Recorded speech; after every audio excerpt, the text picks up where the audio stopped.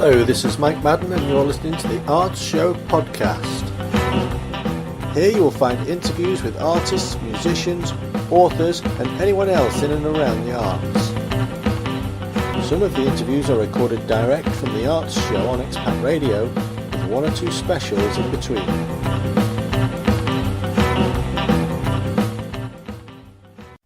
This episode is all about author Jane Gilley and was recorded on the 12th of February 2019. Jane talks about her latest book, her writing career, and she even gives us a song. Hello, this is Mike Madden on the Arts Show podcast, and this morning my guest is Jane Gilley, the author of the recently published book, The Woman Who Kept Everything. Good morning, Jane. Morning, Mike. How are you this fine morning? It's not raining for a change. No, it's lovely and bright and crisp here in Jersey. It's fantastic. Now, as you say, you're in Jersey, but you were born in Nottingham. So how did you make your way down to the Channel Islands? I love to travel. And when I was sort of in my teens, a friend and I went over to Jersey to work in the hotels. And we sort of, we'd do a bit of chambermaid and waitressing and reception. Then we'd go off and travel and go to kibbutzes. And we were nannies in Geneva and America and Australia. And then we kept going back to Jersey. And then I met my husband there in, I think it was 1989. You've been there quite a while. Yeah.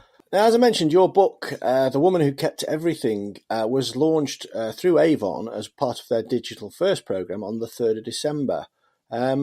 So just tell the listeners a little bit about it, about the synopsis of your book and when they can expect the paperback. Right, well, I read a book called The Unlikely Pilgrimage of Harold Fry by Rachel Joyce, and it sort of intrigued me, this idea of an elderly gent going out in his slippers to post a letter.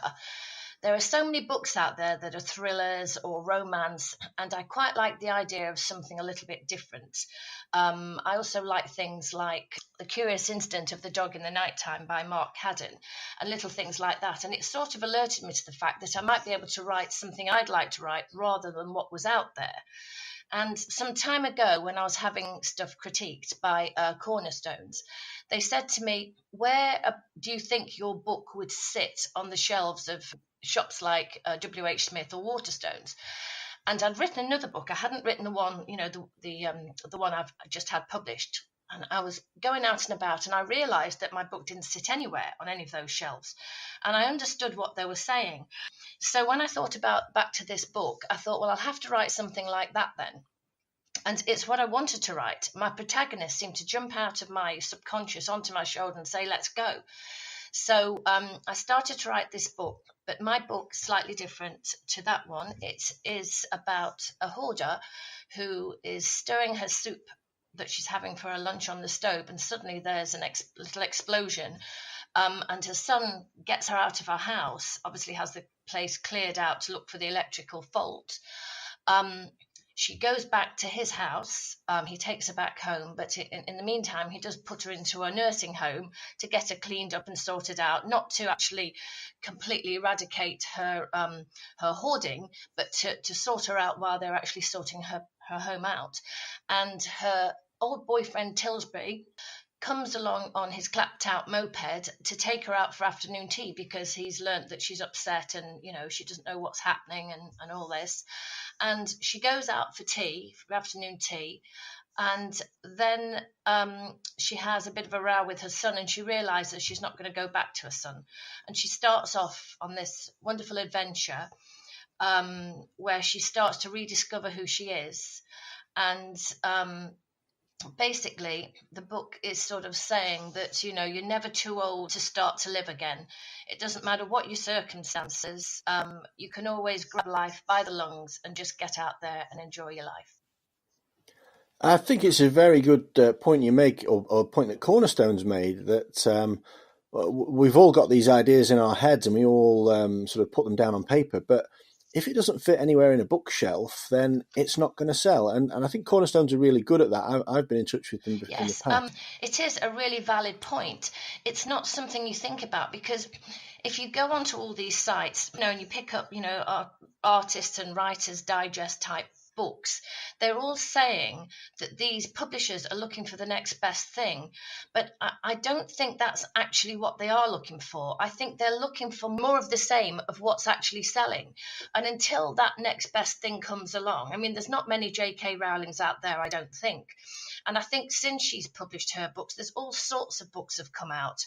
And I think if the next best thing was in amongst all that lot, it would have taken over what she's been doing.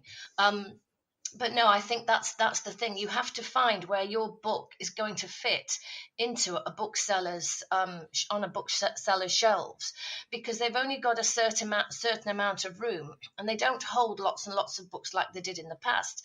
You know, there's hundreds and thousands of books being published at any one time, and you've got to think about whose books are they going to choose to put on their shelves. So you do have to have something that you think in your mind is going to work, you know, really well for you.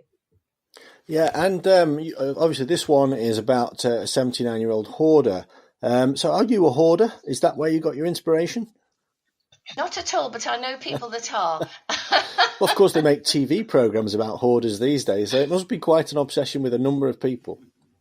Yes. In fact, that's what gave me the idea of making her a hoarder, because I had to have a reason for this little old lady to go out and about into life and grab it again, you know, to live out her days in the way she chose. So it had to be something impactful that had to actually make her do that. And of course, it brings up this other worry, I suppose, that these people that do hoard things and that do hoard magazines and books, if there is an electrical explosion, of course, the house is going to go up in flames, you know, so it's something for people to also be mindful of. If they've got elderly relatives who are storing things like this, that maybe they should go around and check that they're okay and the electrics aren't dodgy or whatever, you know. Absolutely. So your book was launched on the 3rd of December as part of the Avon Digital First programme, and the paperback was due out last week on the 7th of February, and I believe you did have a launch on that date. Yes, I had 2 weeks' notice that the actual original launch was going to be the 7th of February. And then my editor rang me and said it was actually going to be pushed back until the 25th of July, because they have to tout for the business of where these books are going to be on the shelves. And I think they're also trying to get them on the supermarket shelves. In the meantime, however, a local newspaper had written an article about my writing journey, which was going to come out to coincide with the supposed book launch on the 7th of February. I had an advert on Jersey Radio. I had paid for posters to be put in the window of Waterstones. And I spoke to Waterstones about it, and of course they were sending books down as well, and they did have some books. I spoke to Waterstones about it and said, what did you want to do? And they said, it's fine, we're happy for you to go ahead with the book launch. So I did go ahead with it. It was very windy, horrible, raining night, but some people came out and we did have a book launch. It was very successful. And with the remaining books, I think quite a few books were sent down. With the remaining books, Waterstones and Jersey have got a Valentine promotion, and all my books are in the window. Right, so you're going to have 2 book launches effectively then? I am, yes. They've asked me back for when it actually comes out in July, so I'll do another one in July. Now, you have another book coming out this year. Is that in May or June? We're not 100% sure. I think I have to have the actual book to them for checking and all the rest of it in May. But I don't think we have an actual date for the actual launch of that just yet. Right, because obviously those 2 books might run into each other, which would be great for a double book launch. Yeah, this is the thing. I think this is what's going to be happening. I think that's why they've had to change it slightly. It's not on my contract. My contract, it says May, but I think because the woman who kept everything's been pushed back to July, it now leaves a question over when the second one is going to come out. Right, and now so this one is it's out in ebook format already, the digital first. And it is, if you're in Jersey, you could get hold of a paperback copy. But it's also out in audiobook. Did you get involved in the audiobook side of the release? As far as I know, the audiobook, I've been told that the audiobook might be in the pipeline, but nothing's been scheduled yet. Right. So, well, that's one to look forward to because I love listening to audiobooks. It's Yes. it's become my favorite method of reading, if you can call it reading. Yeah. Well, it's funny that because a lot of people had asked me about this, but this is what they'd said to me that, like I say, that it might be in the pipeline, but nothing has been scheduled yet, unfortunately. Right, because I had a trial with Audible many years ago, and it just didn't seem the right thing to do. But since I've been doing a lot of driving, Yeah. audiobooks do seem to be a favoured method. So Yes. I hopefully think the a lot of audiobook will people follow. would. I think a lot of people would benefit from that, especially the elderly or in hospitals where they're laying down and not, able to, start turning pages over or anything. I think this sort of thing would be great for people like that. Yeah. So it's there, it's available, and you will no doubt be getting reviews, and there'll be Amazon ranking changes. Do you follow those reviews and rankings? I do actually. I've been in Kindle's top 100 for the last 4 weeks. And somebody said to me, it's a little bit like stocks and shares. They do bounce around. I believe Amazon change their data every hour. So they're always, making the reviews and that available to everybody, and you can see at a glance where a book is doing in that top 100. I mean, mine's bounced up from 40 down to 80, then back up to 70, then 60, but at least it's still in that top 100. In a way, it's strange because it would be a shame if it went to number one, because the only way back from number one is down, isn't it? That's a very interesting way of looking at it.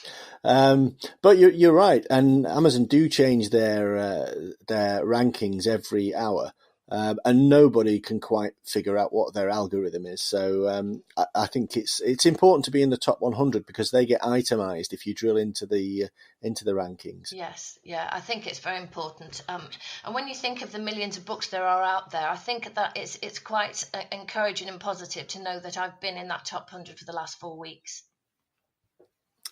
So let's go back in time now, because your writing journey began at the age of 7 with a poem. Yes, I can tell you that poem. And The poem I well, wrote. I was going to read it out, but you read it out. I think it'd be much better that way. Yes, the poem I wrote was this: Night is drawing in, and the day has lost its din, and while we sleep, the animals creep and hunt for food in their hungry mood. And I think for a 7-year-old, the use of language in that poem is quite remarkable.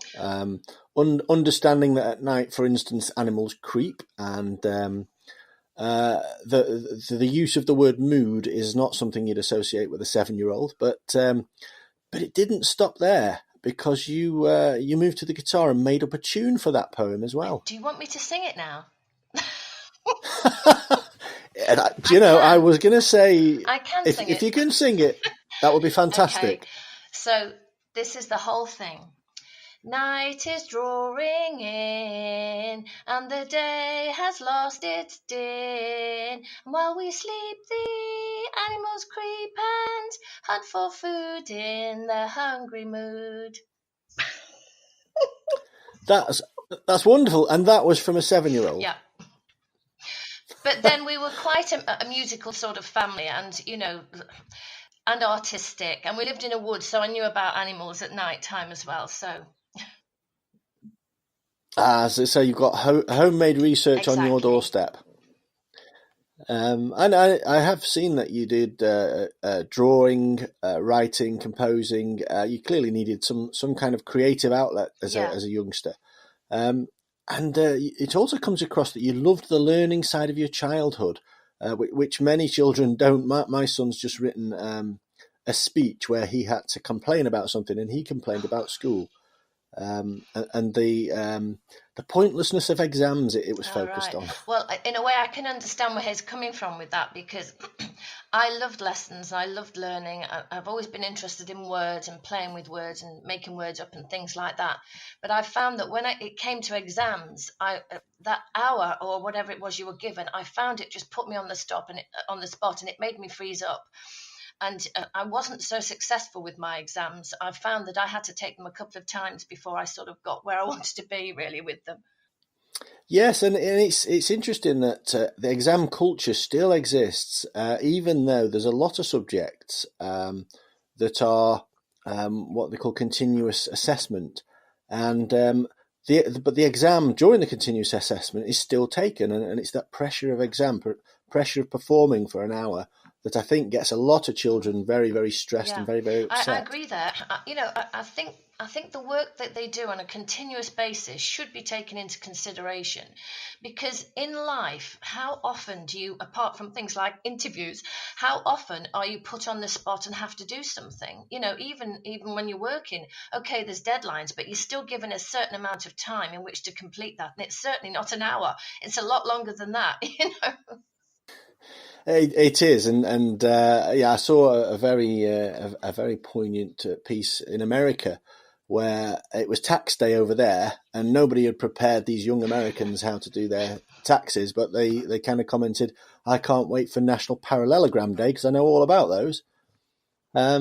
So there was another interesting point from your childhood that your mum would say, go outside and do something healthy. She was a very practical person. It's funny because I always wanted to be a ballet dancer as a child. She's like, oh, you can't be doing that. What are you going to do with that? Where's that going to take you in life?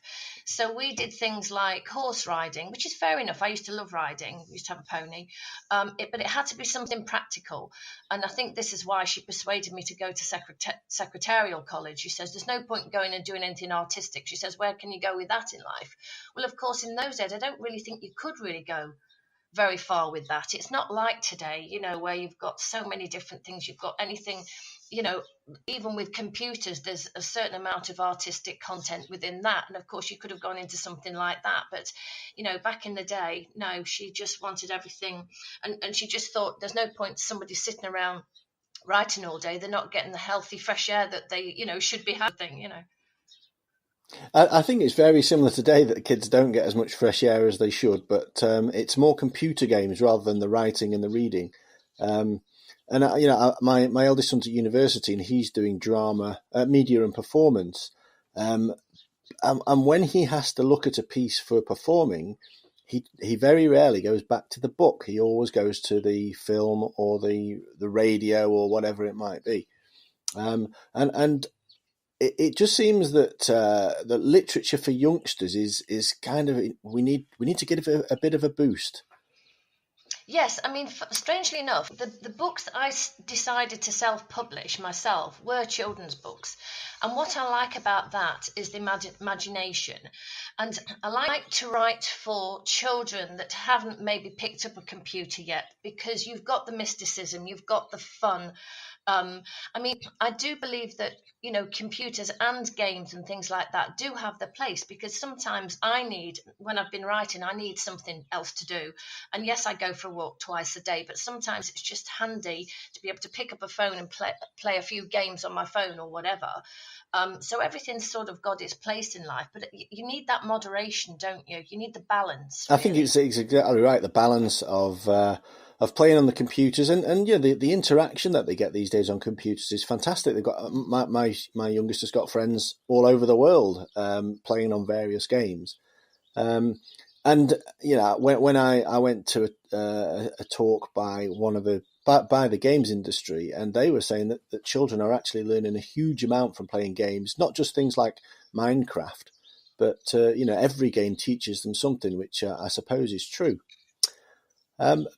Yeah, well, not only that, I think it stimulates the mind as well. And I think it also introduces them to problem solving, because all these escape games and that, you can't move forward until you've worked out the problem for one and solved it. So I think that's quite good. Yes, I would agree with that. I just wish that for at least part of the week, they'd pick up a book. Yeah. Well, then you have to buy one and stick it under their nose. Well, I've done that. My youngest even said he would read a Tom Clancy novel, because Tom Clancy was the author of one of his games, Rainbow Six Siege, I think it was. And he read about 3 pages and it's now on his windowsill. But it's quite a thick book, that. Uh, So as a child, you were a big Enid Blyton fan. So was it Secret Seven or was it Famous Five? it was the famous five I read. Ah, I was Secret Seven. Never really got into Famous Five. I don't know why. But you were also Agatha Christie as well was one of your favourites. Yes, well, I think both of them, the famous five, whatever, Agatha, they were escapism, weren't they? And they were really interesting. I loved it, I think the thing is, whatever you do in life, it doesn't matter how fantastic it starts out, it always gets, samey and routine after a certain amount of time. And I think this is where the beauty is about books. You pick them up and you're transported to another, realm or lifetime or whatever, culture. And this is the thing. And for me, they were, fantastic and exciting. And I just love to pick them up and just get absorbed in them. And it's absolutely right about the escapism, and you kind of long for those bygone days of endless summers and picnics and that kind of thing. So you mentioned that you published some children's literature, and by my reckoning, you've written a total of 6 children's books, and they all have an educational aspect. So you did the Troglodyte trilogy set in Loire with easy French words against the text. Which is a great idea. Why did you pick Loire? Is this one of the places that you visited? Well, yes, we went there and we discovered that there were troglodytes in the sandstone, caves and what have you. And we went and visited some of these caves on a trip. And, you cannot sort of believe that people live like this. But it was, it's a lovely idea because they stay warm when it's cold and they're, chilled when it's sort of hot. It's quite bizarre. But it really piqued my interest, And then, of course, then straight away I thought about doing a story about it. And a friend of mine is French, and I mean they are very basic, French words like bon anniversaire, happy birthday. But I did make sure I ran them by her just to make sure, because I think the French speak one way and write things slightly differently. So I did make sure that they were, kosher. But I quite like the aspect of learning. I did try and place them with educational publishers, but nobody picked up on them. I'm not quite sure if French is taught or where it's taught in the UK, but in Jersey, obviously, with the Jersey having the French feel to it, it is. And I was invited to some of the primary schools to read my stories. And several years later, a little girl came up to me when I was on a ferry to France and said, "Oh, I remember you. You came to our school." And I had a different hairstyle and all sorts. I thought, how on earth did she remember me? You clearly made an impression. Yeah. And another of your books, The Adventures of Solly Polly and Georgie Porgy, asked how many countries did these two travelling parrots visit, which again, it's entertaining for the children, but it's also educational. Yeah. Well, we did have 2 parrots. We had both of them, Solly Polly and Georgie Porgy. Unfortunately, Georgie died of an epileptic fit, but we've still got Solly Polly. And what drove me to write that book was the thought of parrots flying in a plane when, of course, they could sort of technically fly themselves. And I just brought up countries that I'd visited myself. And then apart from the Senegal, I think Senegal's not a country. I think it's a state or a province or something. And I had them going back with their to see their cousins and having tea with them. So with the children's books, as you said, you tried to get them with educational institutions, but it's a very difficult journey with children's books. And particularly when you go to a publisher, they like to match the words with an illustrator. But of course, you're an illustrator yourself in terms of these books. Well, I like art anyway, so I thought if I had to pay someone to illustrate the books and then they weren't published, that's a lot of money that I'd have to put up, front sort of thing. So I decided to do them myself, and I made the drawings quite childlike so they would, interest a child. I mean, sometimes some of these children's books are so brilliantly, illustrated. But I sort of put a childlike, bent on it sort of thing. Although one of the publishers I sent it to said that the drawings were too childlike, and I thought, well, it's a book for children, it's meant to be childlike. but my husband did the illustrations on one of the other books. He did the one. Well, he did the one actually on the Solly Polly and Georgia Porgy, because he did. The first drawing he did was meant to be the island of Jersey, but it was just, a mound in the sea, and then there's the Jersey cows. They're the nice sort of pale brown colour they are, and he did a picture of a cow's bottom facing, the person reading, because he thought it was quite funny, and the children did. They thought it was hilarious that the first page had a picture of a cow's bottom on it. Clearly the publishers didn't see the funny side of that. Well, they did. They were okay about it, actually. It was Grosvenor House Publishing who published it, and I think the artwork was completed in America, funnily enough. They sent it all off to be done in America, yeah. Right. So you originally had a career in interior design. So what effect did that have on your writing, and what inspired the switch into writing from interior design? Well, it's not that. I think when you're creative in lots of different genres. And I'd always fancied, the three things I'd fancied as a child were writing, being an interior designer, and being an air hostess, because in those days everybody wanted to be an air hostess. So when I started doing my writing and realised I needed some help with it, and writing schools online or by post and all this malarkey, what I did discover was every time I sent something off, I realised that it was coming back and something can be been corrected, and I'd have to change it and all this. But obviously, the business of helping writers move forward to get a publishing contract are that indeed they are businesses.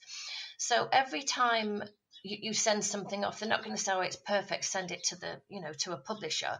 It's a business, so maybe they put a bit more into it than they should be doing, in respect of saying that everything you're doing is not right, or it's not for the market, or it's not this, or it's not that. And that does get to you.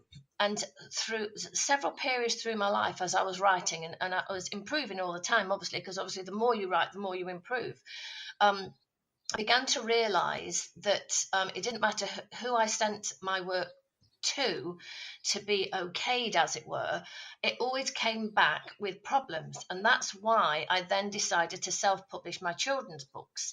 But it takes quite a lot out of you doing all that, and keep, going back to the publisher and then making changes and all this. But in the meantime, you've got to obviously, work and earn some money. I'd done various jobs, mainly bookkeeping and things like that. And I thought, no, I'm going to go into interior design. So after a few refusals of my work being sent off here, there and everywhere, I decided to do interior design. So I went and did an interior design course at Rufford Hall in Nottingham. And then I was an interior designer for 10 years, which I loved, because I love painting. I like being able to, someone asking me to come and sort their own interiors out and all this. I loved all that. And it came along at the time where we had changing rooms and programs like that. And my niche market was just really giving people enough information to arm them to be able to sort their own interiors out. Although I did have some interiors whereby I did the whole lot, from the smallest, nut and bolt, and to a very big sort of complete interiors program. And then my husband and I bought a kitchen and bedroom studio, and then I started concentrating on that. And because it was full on, sort of 12 till 12, 9 till 9 or whatever, we were working all hours, God sends, my writing got put on a bit of a back burner. In the meantime, I would send articles off to local newspapers, and I think I sent something about Hobie Cats, because we were Hobie Catting at the time, to Boat Mart International. So I was happy with all that. And of course, you send off an article, you get paid straight away for it and all this. And then at one point, I was actually working in Civvy Street for the police. I was just doing transcriptions and things like that. And I came across this chap called Alphonse Legastroir, who had been thought to be the big beast of Jersey, which was some guy that was going around and I think getting children out of the beds, and all sorts of things were going on. But they thought it was this guy. Anyway, I went and interviewed him. and he'd set up home on these islands just off Jersey, and he wanted to be proclaimed the king of the Ecrios. That's right, sorry, it was the Ecrios. He wanted to lay claim for being the king of the Ecrios, but the parish of St Martin wouldn't have this, because in Jersey we have districts called parishes.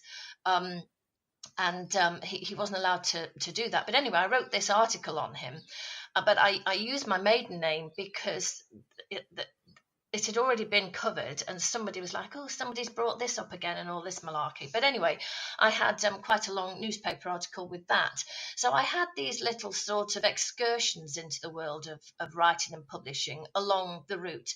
But of course, life takes over, and our business, it's sort of 24/7. I think we had it in order to have some time off so we could enjoy ourselves and so I could do some writing, but it was so busy that never happened. So I did the marketing, and I did the bookkeeping and what have you. And we've just downsized at this moment in time, and now that's allowed me to carry on writing full time, which is what I want to do now. It's an amazing journey, and it's interesting that you wrote articles and newspaper articles. Is that something you recommend to people? Because the discipline in that is almost as strict as what you can submit to publishers. The good thing about that was that I had an idea, and I rang. Jersey's quite good in that respect. They do sort of support local authors, and I'm sure that other towns and that would support local authors too. I think if you ring up, in fact, I've seen it advertised on the internet, that if you've got a story, to ring them. But how often have you got a story? You have to think of something that you think maybe the public are going to be interested in. And in Jersey with Alphonse Legastroir, that had been a very old story. I just pulled it out of hibernation and rehashed it. And then we did Hobie sailing. Well, there was a Hobie cat. There's a Hobie cat following around the world. They're small catamarans, they're quite fast, and you can race them. So that was something that was also of an interest to, the local sort of people, as it were, sort of thing. So people must be able to go out in their own towns, in their own villages, and write about something that's going to be interesting to people in that location, depending on what they're into. So I'm sure it would be very easy for other people to just think of something to write, contact the features desk of a local paper and say, look, I've written this article, are you interested in it? And I think it's as simple as that, but you would have to find something, obviously, that people were interested in. And of course, the other option is to ring the features desk and say, right, I'm thinking of writing an article for you. What would you like me to write about? And they might be given a pointer in the right direction. I think it does come back all the way to the Cornerstones debate, in that you have to have somewhere to effectively market your work that people are going to be interested in. Exactly, yes, that's right, yes. So in terms of your own writing, now you're a published author, how do you actually go about creating a novel? Do you let all the words flow, or do you set yourself a daily word count? Yeah, I think it's different for everybody. I sit down, I have to make sure I have got nothing to do, and I'll take about 2 weeks, and I'll say to my husband, do not bother me. I don't want to be offered tea, anything else. Just leave me to do this. I sit down and I just let the words come out. And if I come across something that I need to research, I'll stop and I'll look it up and what have you, and then I'm off again. I know some people, have post-it stickers all around the desk. I have got a book that I just jot a few things down in. Especially when I go back to edit, what I tend to do, funnily enough, is different with every book. With the one I'm writing at the moment, I'm doing a chapter, going back and checking it and editing it, and then moving forward. With The Woman Who Kept Everything, I sat down in a 2-week slot and just banged it all out. I mean, I nearly sent myself, to the A&E because I was so shattered, and I wasn't eating properly or anything, because I just had to get everything down. But with this one, I don't do a specific word count. I write until I finish for that day, whatever that is. If I decide to eat, I'll write up until I've got hunger pangs, and I'll go into the kitchen, get something to eat, then come back and start again. but I have I've got a parrot and a rabbit that occasionally the rabbit needs to go out in the garden for a run around, and the parrot needs to come out to be stroked. So I've got all these little things in between as well. Although I don't have children, so I've not got to worry about schoolrooms or anything like that. So that's fine. But yeah, I find, like I say, each book I write, I do things differently each time. And you also went on writing courses, but you went on writing courses after you'd already been a writer for many years. So is this something you'd recommend? And what new stuff did they teach you? Well, I love learning, and when I go anywhere, the writing course I went on, I went to Westdean in near Chichester, um, and the beauty with that is it's a gorgeous surroundings. You've got beautiful rolling countryside and what have you, and it's a beautiful arts and craft building. Because I still like arts, and I always will still like arts. I like to be surrounded by beautiful things. So in a situation like that, and there's loads of beautiful places all around the UK that do writing courses whereby you can stay over. You're there and you've got that allocated time. You've got nobody bothering you. You're surrounded with like-minded people, and I love learning as well. I'll always pick up something if there's something I want to read about, and I'll read about it, or I'll do a course. I mean, at the moment, I'm even thinking about going back and finding something else to do. I did a jewellery making course in Westdean as well. I've got a silver ring that I wear on my finger that I made there. I love anything like that. And of course, like I say, you're with like-minded people, and you get ideas from just being, in amongst nice trees and arboretums, which is what Westdean's got.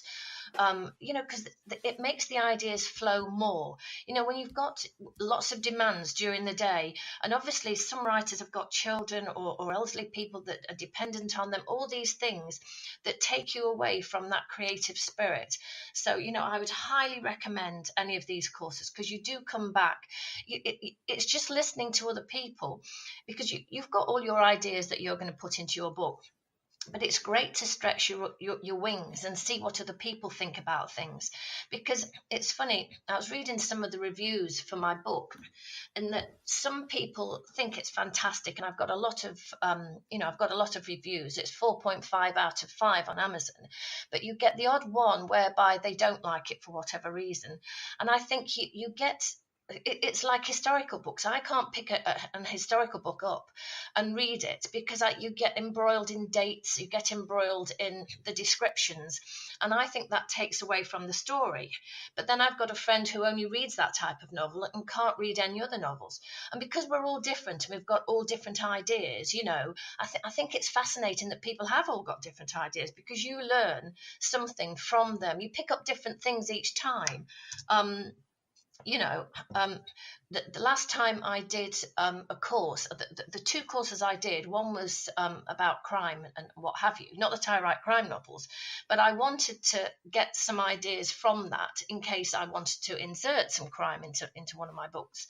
And I learnt that you can describe a person without saying the colour of their hair and what dress they're wearing. You can describe them by their actions, and then you get a feeling for that person, and you can tell by what they do and what they say whether they're a nice person or they're not a nice person. And I think when you're reading, it's nice to give people their own, let them make up their own mind about certain things, and that's one of the things. I'm not wanting to write in, doing long descriptions about things. I like the books, the earlier books of Jeffrey Archer. You just used to open the page and you were there on a massive adventure, and you were holding on for the ride. It was like being at the fairground, on a roller coaster. It was just fantastic. And that's what I like to do. But that's what I learned on that particular time, was that you can make a description of something without actually describing it in detail. It almost touches on the one of the hardest things for new writers to get their head around, and that is the principle of show not tell. There's that as well. Yes, I did struggle with that for a long time, and sometimes I do. I'll write a chapter and I think there's something wrong with this chapter. What have I not done?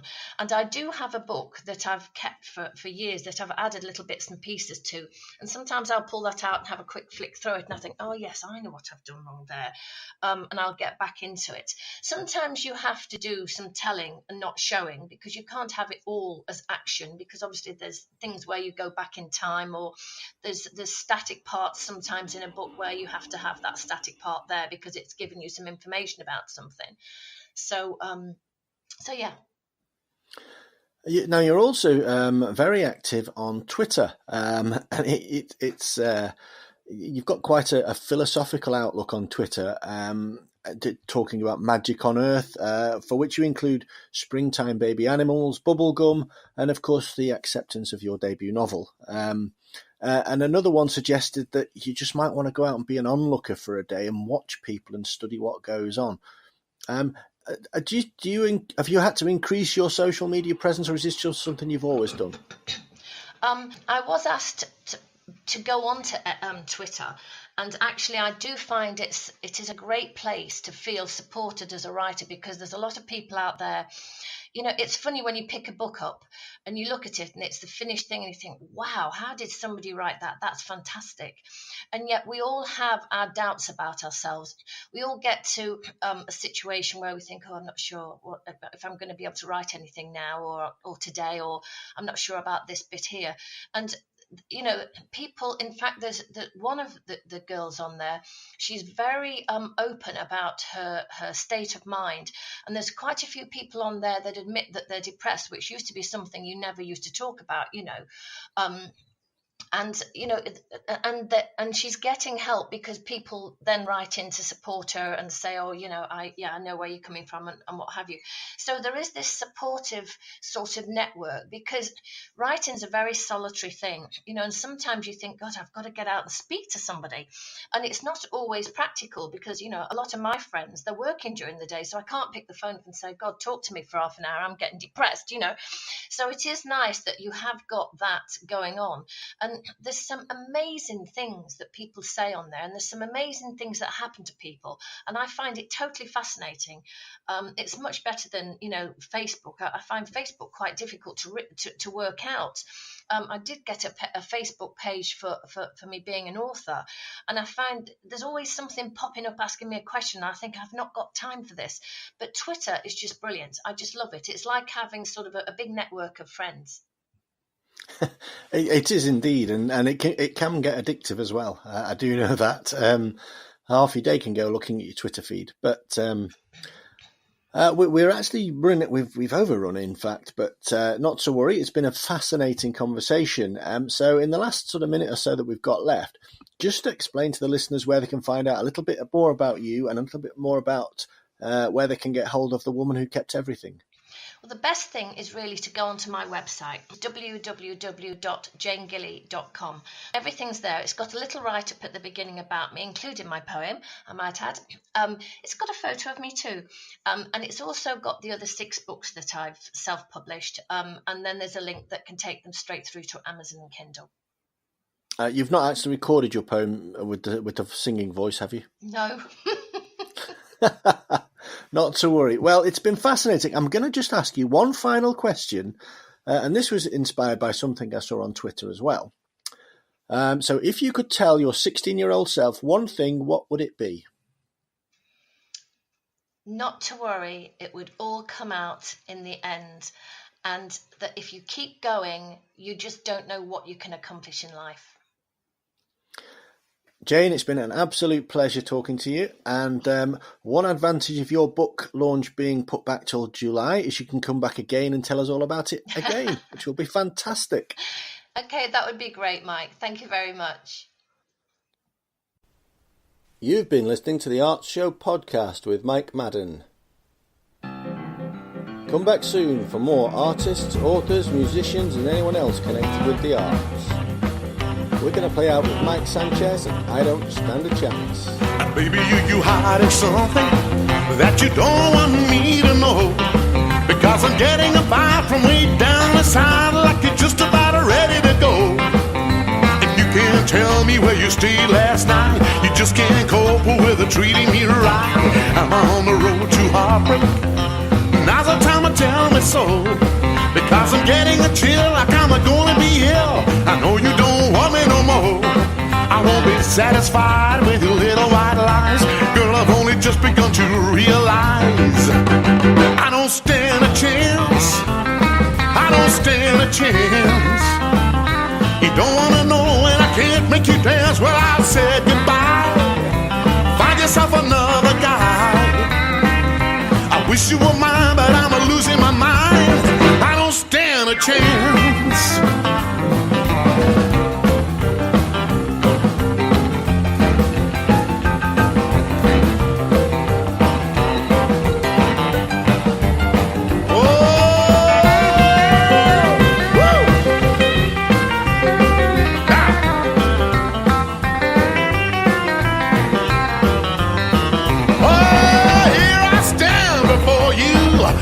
Poor heart in your hands.